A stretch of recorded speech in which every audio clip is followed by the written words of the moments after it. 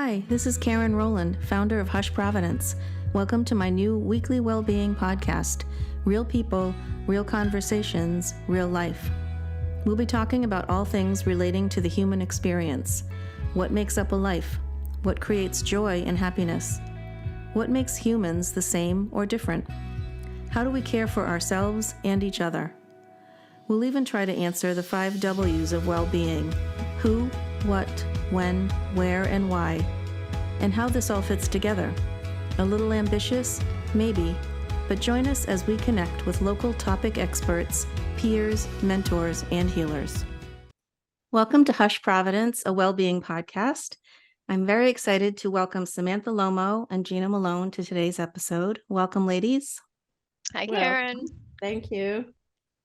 So Samantha, you are the founder and CEO of Playworks. You started in March of 2023. You're on the board of directors of Claire's. You've been there for 5 years, former EVP, Chief Customer Officer at Footlocker, and the former president, Branded Entertainment at Hasbro. You were there for 21 plus years. That's me. Gina, Chief Creative, Studio Big Rock since April of 2020. 30 plus year design career, including Hasbro's Vice President, Innovation and Design. You're a play industry consultant and a RISD grad. I want to make sure that the best way to connect with you guys is www.playworks.fun. And you're both on LinkedIn. It's Samantha Lomow or Georgina Melone, and that's Melone. Yes, me.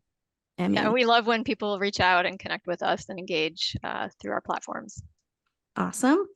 So let's begin. Just share a little bit about your background, your personal career path, and how you both came together on this new adventure.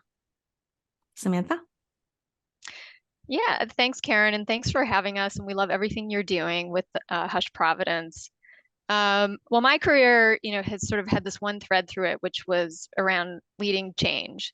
And it's something I did, throughout my time in the toy and entertainment industry, and then more recently in fashion, footwear, and apparel.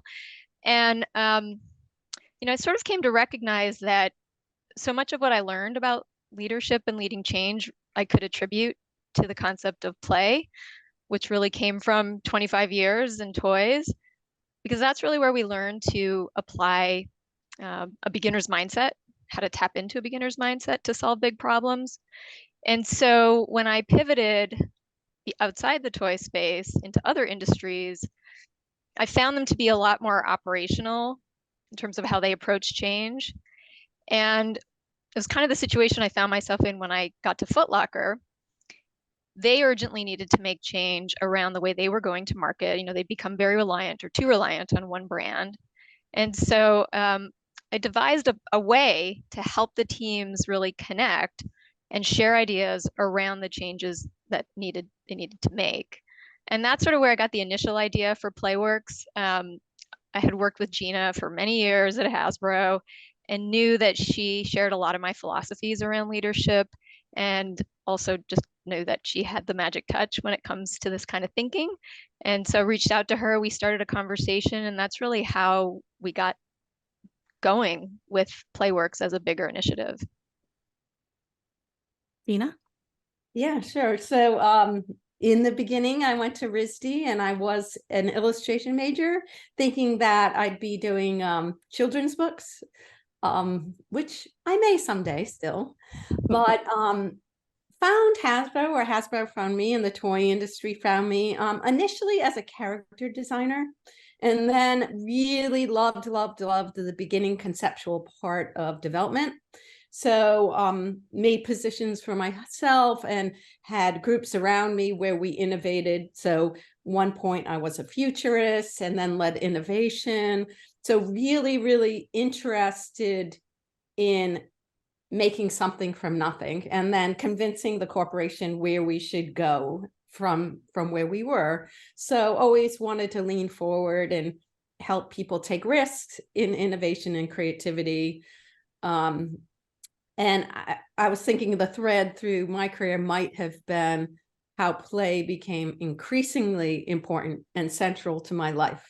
Always playful. At one point before I was in the toy industry, I was a puppeteer. So I think play was always there, and only more recently had I noticed, and only more recently had I really, really wanted to bring it to people, no matter what sector they're in and no matter what they're doing and how vital it is. So I'm really, really psyched that Sam found me out here. And so I invent for the Jerry play industry, which is a brand new sector we can talk about in play, and also the traditional play industry, and obviously help Sam with this really cool endeavor. So that's where awesome. we're at. Yep. So Albert Einstein actually said play is the highest form of research, which I love that quote.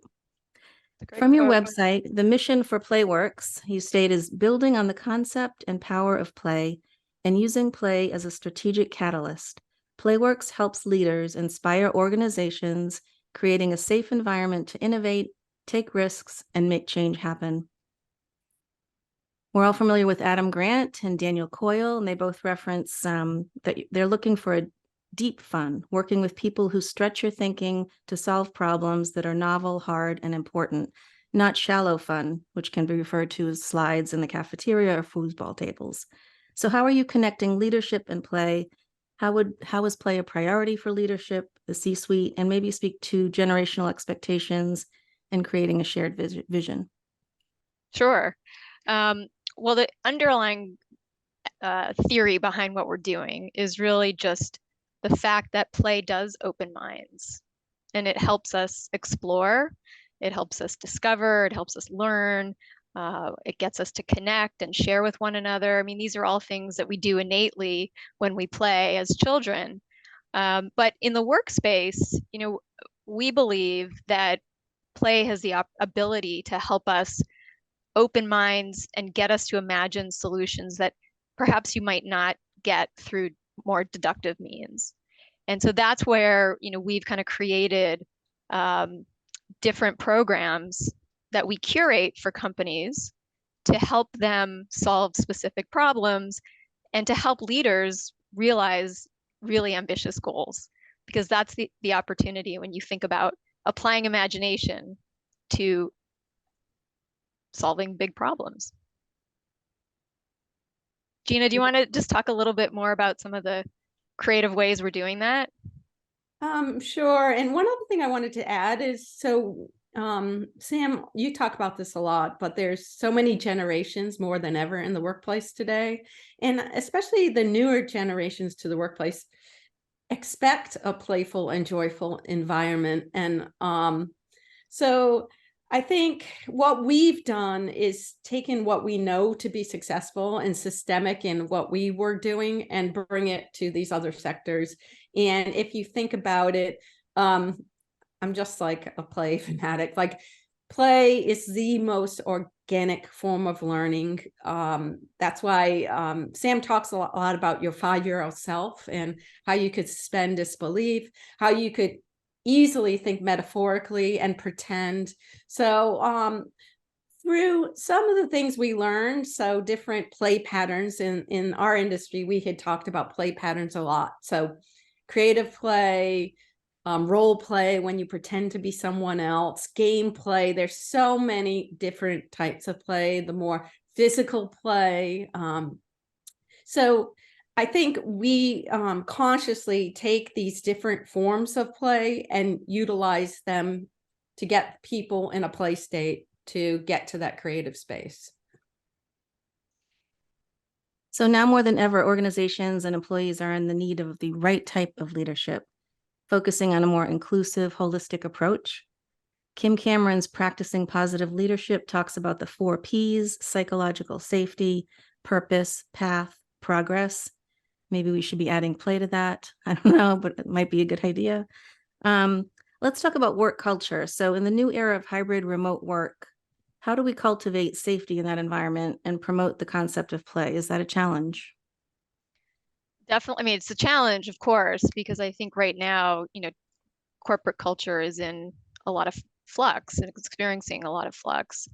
A playful environment to create that space, one where people do really feel comfortable sharing ideas and taking risks, requires a willingness of leadership to be a little vulnerable. And, when it comes to leadership, there's sort of a traditional, more pragmatic expectation. And I think it's very based on convention. And oftentimes when you just rely on convention, it's very hard to help your teams dream up and realize what's possible beyond reality or beyond convention. So we try to help companies envision change together. And the best place to start for that is with values. So we always try to work with companies to help their teams revisit those values. A lot of times values they're on your corporate narrative, they're on a slide, but they don't get talked about enough inside of companies. And we believe that values are really they're the DNA of the company, but they're the true superpowers. So when you're trying to make change inside an organization, when you've got transformation happening all around you, or you're at that inflection point, they're the things that remain constant, and they give that support and foundation to your teams and to your organization as a whole that allow you to make change happen while understanding what's going to remain the same or what's not changing. I love connecting back to the values. That's awesome. And so we have some really fun workshops around that. Gina and I like to get everybody in a more playful state to talk about it, because if you're just talking about values in a boardroom, you've kind of got maybe an intimidating environment. And what we want to do is we want to de-risk those conversations. And so by bringing a little playfulness to it, or maybe even a little make-believe, it just sort of gets everybody more open to sharing, and it makes everybody feel a little more comfortable. They're on a level playing field to be able to express themselves. And now a shout out to our sponsor, the Good Seed Market, 138 Central Avenue, Seekonk, Massachusetts. Started in 1989 by 3 friends with a goal of creating a neighborhood market offering simple, natural, organic products for a healthy lifestyle. Now a member of the independent Natural Foods Retailer Association, our friends at the Good Seed are offering our listeners a 10% discount on their first purchase just by mentioning Hush Providence. The Good Seed Market, a place where ideas can grow. So this is a well-being podcast. So I want to try and connect these two things. So if you look at the science of play, it relieves stress, boosts creativity, improves brain function, stimulates imagination, improves relationships, builds community and connection to others, builds trust and collaboration, a lot of the same things you've been talking about.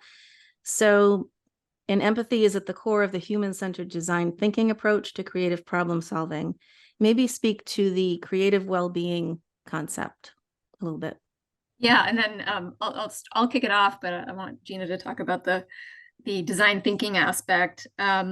Creative well-being is a term that I've been using to describe, I guess, a need and a benefit that I think we all have around creativity or sparking creativity in others.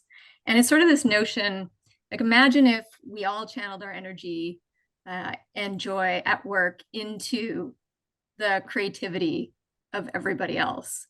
It's kind of what we did in the toy industry. You're making products to inspire creativity in others. That is actually the end goal, but it's also a way to drive the business and drive performance, because you have to be creative with one another in order to achieve that.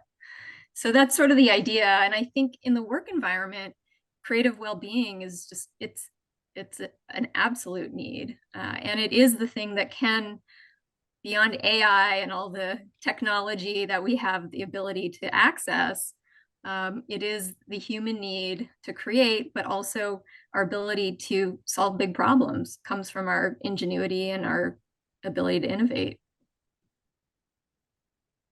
Yeah, I'd like to add to that something, kind of play geeks talk about, in that play is actually not a nice to have. It's or most organic form of learning, et cetera, but also it's up there as a basic need. And there's a debate whether it really is a basic need, like food, water, shelter. And I just want to talk a little about an experience I had in that through a project we were working on in Africa. I got to work with the children of Zambia, and the children in this village who were helping us with this project really didn't have much food, didn't have much water, didn't have much shelter. But I was going to go there and sort of introduce them these play workshops, et cetera, but the thing that just astounded me is I thought to ask, oh, can you bring me some of your toys just so I could see what they were up to? And they had zero money to purchase any toys. They had no TV, no external storytelling that they were consuming like the kids we have. And what blew me away is there was a line around the school with toys they actually made themselves. And my mind was blown because these kids were their own toy industry. And not only that, I have a whole talk on this, but pretty much they participated in all the play that we were, the industry had. So whether it be weaponry or figure play, or they were exactly the aisles in the toy store. So my big, huge aha was such that, oh, we didn't make up these modes of play. These are psychological needs. So play in general is a psychological need for sure, but then there's these subsegments of play that are also those needs, whether the need to nurture, the need to try on power or try on fashion or sexuality or role play. So to me, that was core to these kids' well-being. And it was like a perfect kind of test because control group, because they had no of these external influences, and their toys were phenomenal. And it didn't hurt that I brought my husband, who looks just like Santa, with me. And we wanted to buy some of the toys to take back, and which also blew my mind because we bought some of the toys that these children had made. And it dawned on me that these kids believe that Santa's going to distribute these toys to the rest of the world, which was mind-blowing. All that said, I just wanted to kind of give you my big aha that it is central to well-being.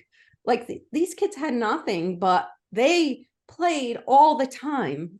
And it just was really, really affirming of the career that I chose, but also affirming of how it is such a basic need. And as far as well-being goes, Sam knows, we all know Stuart Brown, is that his name, Sam? Yeah. Who, he's this guy who understands play and talks about play because he was a psychologist for really, really hardened criminals like serial killers. And the one thread that he found was these people did not have play in their lives as children. So there you go. Like, how important is that for well-being? That's the asymmetric view of that, right? The dark view of that. But so we know it makes us feel good. We know it's fun to do at work and everywhere else, but to really believe in it and have it be systemic to what you're doing every day. That's amazing. It's amazing. intense. Can you speak, because play goes through your whole life. So can you talk a little bit about maybe the Jerry play that you're now involved with as well? Sure. So when I left kind of the big corporate life, I knew I wanted to do this third act where I run my own studio. And part of that was because I needed to carve out a little time to help take care of my mom, who next month will be 95. She kept really pestering me. She's a powerful lady, to invent something for her walker because she kept forgetting her walker. So I was like, okay. So finally we invented, it's called the walker squawker. These birds that sit on your walker. Got me involved in working in this segment, close partnership with Joy for All Ageless Innovation, who kind of market my mom's walker squawker. She's even on the box. But I really started seriously looking at play at the later end of life. And once again, just like the kids in Africa, it reaffirmed to me how important play is. So we know there's an epidemic of social isolation and loneliness, and play is so good for that. Physically, just all those categories we talked about, games that get generations together, something to meet at the table around. It's joyful. There's all kinds of therapies, whether it's music or pet therapy, that are being made into toys. Even improv is a therapy used for the elderly to help them deal with memory loss, et cetera, and add a levity and a reminiscence therapy. So I'm super, super excited because in the traditional toy space, there's no white space left, I think. That's very, very, very competitive and very crowded. But in this, I call it Jerry Play, this Jerry Play space, it's brand new. And as we all know, like this is the first generation that we, in the US especially, there's going to be more people over 70 than under 7 for the first time in history. So we know that companies are interested because just capitalistically, they can tap into this huge market. And people are living longer and definitely very isolated. So super, super important. And the way at it has to be done very carefully. So you don't diminish or create ageism. So I find it to be a really, really, really healthy problem for me to help solve. So when you think about it, I mean, play is the ultimate connector. So as all leaders are really struggling with how to manage their teams in post-COVID, remote, hybrid, all the different environments that they now have to lead through, play is just the untapped tool that anyone can access. You think about how companies try to inspire creativity and collaboration. It's a lot of colorful spaces, and you said earlier, foosball tables. But I think in our conversations with a lot of those companies, those spaces rarely get used. They're there, but they're not really utilized. And so what we want to do is really integrate play into work to help create a more collaborative and creative environment, but a productive one. And so far, we've had a lot of fun with different companies. We're sort of on this mission to get everyone to play again, from startup to Fortune 500. And the impact that we've seen has been pretty amazing every time. I know you've done some work with Kenneth Cole, and most recent collaboration with Catalyst Advisors in the biotech and pharmaceutical sector to help grow business with creative strategies. Can you elaborate maybe a little bit more about some case studies, impacts, mind shift? Yeah, the perfect time to bring us in is when a company is at an inflection point where we can really help bring everybody together around a shared set of aligned goals and objectives and help them think sort of beyond maybe what they've explored to date. The case with Kenneth Cole, it was a new president coming in. He really wanted to establish and set a tone around inclusivity and creativity with his team. He also, wanted to get an understanding of what they were thinking about related to the business, but beyond sort of typical one-on-ones and one-way presentations. And so in an hour of play, we were able to really establish that creative ground setting space and look at some of the priorities with a new light and really open up a conversation around those. And they had fun. And so it sort of brought everybody to really think about where the business could go and maybe where they had gotten stuck in the past. More recently, Gina and I were together for a retreat with Catalyst Advisors. They're in the advising space in biopharma and biotech. And that team hadn't been together since pre-COVID. And so it was the first time that they were all assembling. They had team members from all over the US and internationally coming together. And the primary objective was really for them to really connect and have some fun. But they, the leaders that brought us in really wanted to make sure that they had an environment where they could talk about growth and how to accelerate the business beyond where it had been. And so we did a little transformation exercise with them.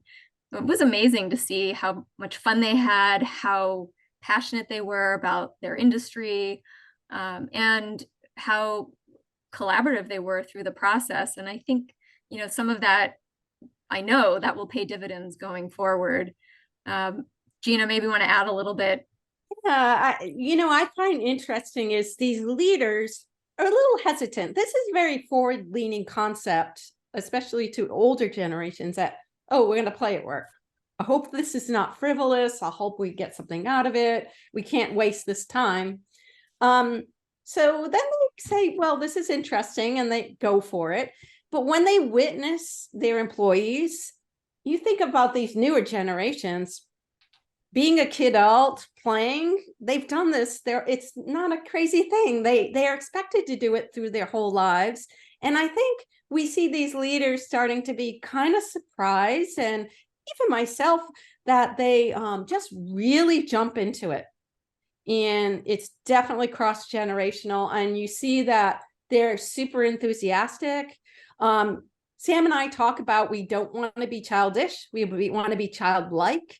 And they get that, and they see it as productive, but they're joyful. So in the future, this won't be a strange thing where work and play are separate. So I just find it fascinating to see that unfold before us. For those companies willing to take that little bit of a risk, I think, Sam especially has very great credentials as far as being marketing, C-suite, business. And I think they notice that once she gives her keynote, Sam, you're going to blush, but once she gives her keynote, that deep, deep experience. In fact, the workshops, we deliberately base them, we call it fundamentals, but basically in very tried and true business practices. So whether they're finding the values, believing, which is what we call purpose, defining what their missions are, what is that next transformation. So even we're toying with a new SWOT, which is really cool and amazing, because we know these are tried and true, and they work and are timeless, but done in this playful way. So yeah. We really are trying to recalibrate some of the conventions that I think get us stuck in business, because they're rules that you almost place on yourself by virtue of the fact that you've got meetings and schedules and quarterly updates or whatever it is. You're always marching towards that next thing, and you're not really creating time or space for yourself to think beyond kind of the box that you're in. So this is really our way of getting you to rethink about what creates value and what does drive performance. And it is not always about, well, it is about getting to the bottom line, but sometimes you need to explore the risk in it in order to really think of new ways to propel your business forward.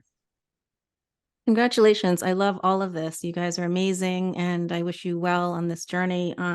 Clearly play is not just for kids, it's for your whole life. And it's serious business. I mean, there's definitely a connection, and I love the connection to well-being. I think that's important too.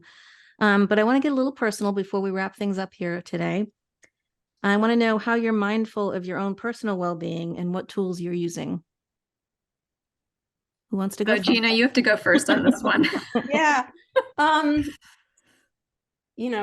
have like a million hobbies, but I feel like more recently, when I did leave the corporate world, I've have such a better mix in my life of especially more physical, which is so important to me. And nature is phenomenally important to me. And as it relates, you had asked me this a little bit ago, and I jokingly said I have a personal trainer, this is the first time I could have a dog. So she's this crazy little Springer Spaniel, and she's so present. It's my own pet therapy. She's so present and so wild, and me being outside with her. I mean, as funny as that sounds, it's been really profound for me, and I feel so much healthier for sure. So anything for me connected with nature. I have a high tunnel where I try to grow mostly all my own vegetables. So that connection to art and outside is my secret sauce for me personally. Love it. Samantha? Well, number one is my family, spending time with my teenage daughters when they'll have me. We also have a dog, and she's an amazing rescue and has gotten my husband and I to be much more active and with even meeting our neighbors and being outside. It's just been great. I am always been one of those people that when everything feels very stressful, I go out for a quick run to try to burn off some energy. But over the last couple of years, I've surprisingly found some joy in yoga, which is not as sort of intense. My number one goal was to learn to stand on my head, which I finally achieved. And I sort of think about it as just a way to have a totally different perspective on the world. And it's been a surprise to me that I was actually able to do it, first of all, but it actually has given me a little bit of a different perspective, because we don't always need to be running for that next thing, and you can take a little more time with things. So it's a bit of a personal metaphor, I guess. That's great. One more question. You're both experienced storytellers. If you were writing your own autobiography, what is this chapter in your life called? Mine would be rewirement. Do you want to elaborate at all? Well, I'm too young to retire. But I am a big learner and super curious about the world and about business. And I think about it sort of in two ways. One, I have had to pivot my career, beyond sort of an industry that I knew really well and tried new industries, but also really challenged myself to learn new things and did a bunch of courses in the last couple of years. Wanted to focus on my board work, and been really working on continuing to bring an impact to my work with Claire's, and also with Day One, which is a nonprofit here in Providence. And I just think rewirement is something we can all relate to, because I started the podcast talking about change, and we always need to be thinking about how we continue to just be our best selves. Awesome. Gina? Yeah, I've been calling it the third act, in that so the corporate life being over and this third act beginning, and just in the way I choose projects, it's very, very simple, and it's been working so far. Interesting projects with cool people. So I partner with different people, Sam obviously being one of them, and that's really been working. That just super, super simple approach. And what I like about it is the randomness that my life unfolds, and I can just be present. And so far I've been getting enough work, because I am slightly young to retire. So, and I will absolutely work forever, of course, but work, create, play. So. Love it. It's been a pleasure to catch up with both of you. And thank you so much for participating today. Best of luck with Playworks. And I hope to see you again soon. And to all of our listeners, thank you for listening, and be well. Till next time. Karen, thank you for all that you're doing with Hush Providence, and for having us. This was a lot of fun. Thank you so much. Karen. Thank Thanks you. a lot. Thank you so much for listening to Hush Providence, a well-being podcast. This would not be possible without the incredible help from Jamie Farinella and Stephanie Whitehead on branding and logo concept, John Papa's endless generosity, David Davignon and Austin Lynch for their skilled technical expertise, and of course, our amazing guests and all of you, our listeners. Until next time, be well.